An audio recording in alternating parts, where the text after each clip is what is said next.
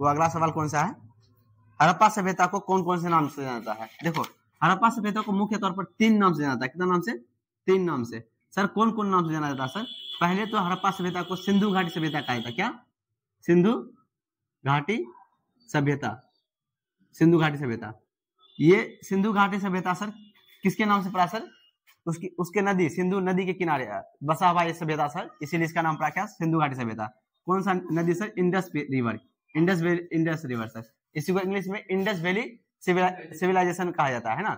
अगला क्या है बच्चों, दूसरा नाम क्या है, दूसरा नाम से कौन सा, दूसरा नाम से हड़प्पा है ना, हड़प्पा नाम खुद, हड़प्पा नाम से भी इसको जाना जाता है। और तीसरा कौन सा सर, मेलुहा। कौन सा नाम सर, मेलुहा। अब बताओ बच्चों, सवाल ये अगर पूछा जाए कि मेलुहा नाम जो है ना, इस सभ्यता का नाम मेलुहा कहाँ से पड़ा, तो कहाँ से पड़ा बच्चों, मेसोपोटामिया की सभ्यता से। कहाँ से बच्चों, मेसोपोटामिया की सभ्यता से बच्चों। मेसोपोटामिया की सभ्यता कहाँ पर है बच्चों, इराक में, अभी के टाइम पर इराक में है ना, इराक वाले क्षेत्र में आता है। जैसे अगर हम लोग बात करेंगे सिंधु घाटी सभ्यता किस किस एरिया को घेरता है बच्चों, भारत के, पाकिस्तान के और अफगानिस्तान के, उसी तरह से बच्चों मेसोपोटामिया की सभ्यता इराक के स्थल का अभी मौजूदा स्थल इसका कहाँ बच्चों, मेसोपोटामिया का इराक है। ठीक है, अगला सवाल हमारे पास क्या, संसार में सिंधु घाटी सभ्यता के समकालीन कितने सभ्यताएं थी, नदी सहित नाम लिखे। तो देखो बच्चों, अगर हम लोग इस यानी सिंधु घाटी सभ्यता को भी अगर हम लोग इंक्लूड कर लेंगे, अगर हम लोग सिंधु घाटी सभ्यता को भी इंक्लूड कर लेंगे तो कितने सभ्यता थी सर, टोटल 4। यानी संसार में उस टाइम पर अगर हम लोग सिंधु घाटी सभ्यता को इंक्लूड कर ले तो 4 सभ्यता सर। हाँ, 4 सभ्यता में कौन सा सर, पहला सभ्यता का अगर हम लोग बात करें, सबसे प्राचीनतम सभ्यता सर, उसका नाम क्या होगा सर, पहला सभ्यता सर, इसका नाम मेसोपोटामिया की सभ्यता, मेसोपोटामिया की सभ्यता है ना, मेसोपोटामिया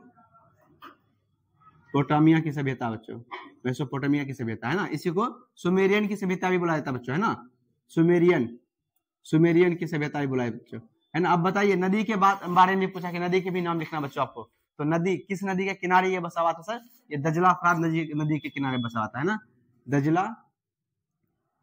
दजला फरात नदी के किनारे बसा हुआ था बच्चों, है ना, कौन, मेसोपोटामिया की सभ्यता। ठीक है, और सुनो बच्चों, दूसरा की अगर हम लोग बात करेंगे तो दूसरा कौन सा बच्चों, मिस्र की सभ्यता। कौन सा, मिस्र की सभ्यता बच्चों, मिस्र की सभ्यता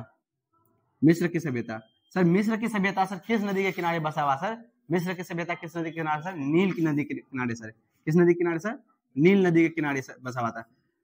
बेसिकली बच्चों अगर हम लोग बात करें कि ये नदियों के किनारे क्यों बसा हुआ था, क्योंकि उस टाइम पर जो भी लोग रहा करता था, अभी के टाइम पे हम लोग को सबसे ज्यादा नीड वाली चीज क्या है सर बच्चा, बहुत ज्यादा अधिकतर नीड वाली चीज है पानी हमारा, है ना। तो ऐसे ही उस टाइम पे पानी उन लोगों को आसानी से मिल जाता था, कहाँ पे, नदी के किनारे बसने की वजह से, इसीलिए वहीं पे बस करके एक सभ्यता का निर्माण हो जाता था बच्चों, है ना। तो देखो बच्चों, तो नील नदी के किनारे, है ना, नील नदी के किनारे मिस्र की सभ्यता। और ऐसे ही हम लोग तीसरा की बात करेंगे बच्चों, तीसरा कौन सा आएगा बच्चों, चीन की सभ्यता, है ना, चीन की सभ्यता। बताओ बच्चों, चीन की सभ्यता किस नदी के किनारे बसा हुआ था, बताओ, हुआंगहो, है ना, हुआंगहो नदी के किनारे बसा हुआ था बच्चों, हुआंगहो। ठीक है, और ऐसे अगर हम लोग चौथा की बात करेंगे सर, चौथा तो वही जिसको हम लोग पढ़ रहे हैं बच्चों, तो चौथा की बात अगर हम लोग करेंगे बच्चों, सिंधु घाटी की सभ्यता यानी हड़प्पा सभ्यता, है ना, इसको हम लोग सिंधु घाटी की सभ्यता, है ना, सिंधु घाटी की सभ्यता। और सर सुनिए, सिंधु घाटी की सभ्यता किस नदी के किनारे सर, तो सिंधु नदी के किनारे सर, है ना, सिंधु नदी के किनारे सर, सिंधु नदी के किनारे। ठीक है बच्चों, इतना समझ में आ गया ना। हाँ चलो, यहाँ पे क्लियर हो गया। अगला सवाल हमारे पास कौन सा है, सिंधु घाटी सभ्यता की आर्थिक व्यवस्था के कितने स्तंभ थे।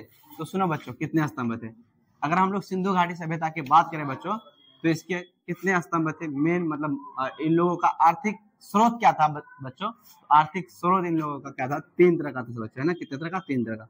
कौन कौन सा सर, व्यापार, है ना बच्चों, व्यापार, और कौन सा बच्चों, कृषि, कौन सा बच्चों, कृषि, और कौन सा बच्चों, पशुपालन, कौन सा बच्चों, पशुपालन। मतलब इन 3 अलग अलग प्रकार से बच्चे ये लोग अपना आज क्या करते थे बच्चों, अपना आर्थिक व्यवस्था अपना इन चीजों पर निर्भर रखता था। किन चीजों पर बच्चों, व्यापार पर, कृषि पर और पशुपालन पर, है ना। हाँ, अब समझो बच्चों, अगर हम लोग व्यापार की बात करें तो व्यापार बताओ बच्चों 2 तरह की होता था, है ना, आंतरिक और बाह्य दोनों, है ना, आंतरिक और बाह्य दोनों। सर आंतरिक बाह्य का मतलब क्या हुआ सर? सभ्यता के अंदर ही, है ना, जहां पे रह रहा है उस सभ्यता के अंदर ही व्यापार अगर कर रहा है तो उसको आंतरिक व्यापार कहेंगे सर, है ना। जैसे राजस्थान से हो रहा था सर, उत्तर प्रदेश से हो रहा था सर, है ना, यूपी से, और गुजरात से हो रहा था सर, है ना, अलग अलग जगह से हो रहा था सर, आसपास में ही। अभी के टाइम पर ये सब राजस्थान उत्तर प्रदेश जो नाम था उस टाइम पर ये सब नाम नहीं था सर, है ना। अभी आपको समझ में आ जाए इसलिए हम लोग ये सब मौजूदा नाम को ले रहे हैं ताकि आप लोग को समझ में आ जाए ये कहाँ पर। और सर बाह्य व्यापार की बात करें सर, बाह्य व्यापार कहाँ कहाँ से होता है सर? 3 अलग अलग देशों से सर। कौन कहाँ कहाँ से सर? अफगानिस्तान से सर, है ना, अफगानिस्तान से, ईरान से सर, और इराक से सर, है ना। इन 3 अलग अलग जगह से सर बाह्य व्यापार। अफगानिस्तान है ना, तो 3 जगह से होता था, समझे। तो ये व्यापार की बात हुआ। कृषि की अगर हम लोग बात करें बच्चों, कृषि में से कौन कौन सी? चावल की खेती होता था बच्चों, है ना, चावल की खेती यानी धान की खेती बच्चों। गेहूं की खेती होता था बच्चों, है ना, गेहूं की खेती होता था, है ना। और अलग अलग प्रकार के दाल वगैरह की खेती होता था बच्चों, है ना।